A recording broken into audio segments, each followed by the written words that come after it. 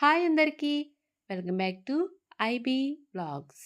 కొబ్బరికాయతో పొడి చేసుకుంటే టేస్ట్ బావుంటుంది. ఈ పొడిని టిఫిన్స్‌లోకైనా, రైస్‌లోకైనా తింటే టేస్ట్ అయితే చాలా చాలా బావుంటుంది. ఈ పొడిని తయారు చేయడానికి లేతగా కాకుండా మరీ ముదురుగా లేకుండా మధ్యస్థంగా ఉండే కొబ్బరికాయని తీసుకొని తురుము తీసుకోవాలి. 1 స్పూన్ శనగపప్పు, 15 ఎండుమిర్చి, 1 స్పూన్ సాయి మినపప్పు, 1 స్పూన్ ఆవాలు, 1 స్పూన్ జీలకర్ర, 1 స్పూన్ ధనియాలు, నిమ్మకాయ సైజంతా చింతపండు. స్టవ్ మీద కడాయిని పెట్టి సరిపడినంత నూనె వేసుకోవాలి. నూనె వేడెక్కిన తర్వాత శనగపప్పును వేసుకుని వేయించుకోవాలి. ఇక్కడ నేను నువ్వుల నూనె వేసుకున్నాను. మీరు ఏ ఆయిల్ కావాలంటే ఆయిల్ వేసుకోవచ్చు. నువ్వుల నూనె వేస్తే టేస్ట్ బావుంటుంది.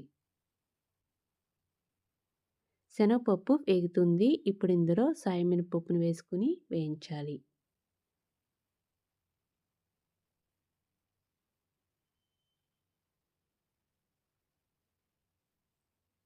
ఇప్పుడు ఇందులో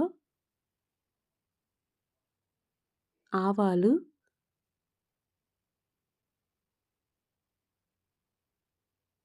ధనియాలు కూడా వేసుకుని వీటితో పాటు వేయించాలి.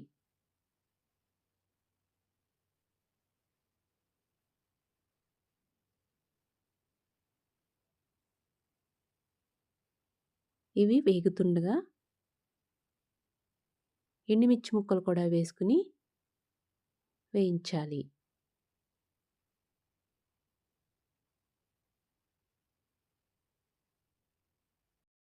ఇవి ఇంకా వేగలేదండి. మరి కొంచెం సేపు వేయించుకోవాలి.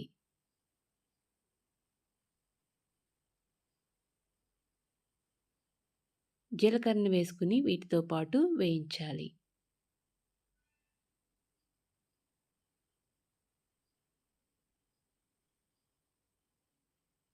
ఇవి వేగుతున్నాయి.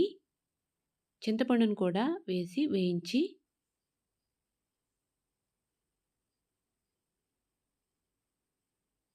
ఈ విధంగా వేగితే సరిపోతుంది.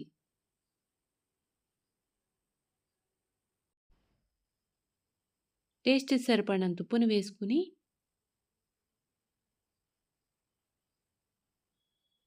స్టవ్ మీద నుంచి దించేసుకుని చల్లారనివ్వాలి.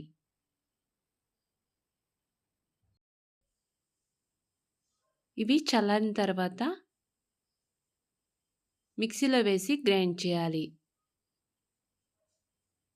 గ్రైండ్ చేసుకున్న మిక్సీ జార్‌లో కొబ్బరి తురుమును వేసుకుని మరలా గ్రైండ్ చేయాలి. ఈ పొడిని చేసుకోవాలనుకుంటే కొబ్బరి తురుమును మాత్రమే వాడుకోవాలి. కొబ్బరి ముక్కల్ని వేయకూడదు. అలా వేస్తే ముద్దయిపోతుంది.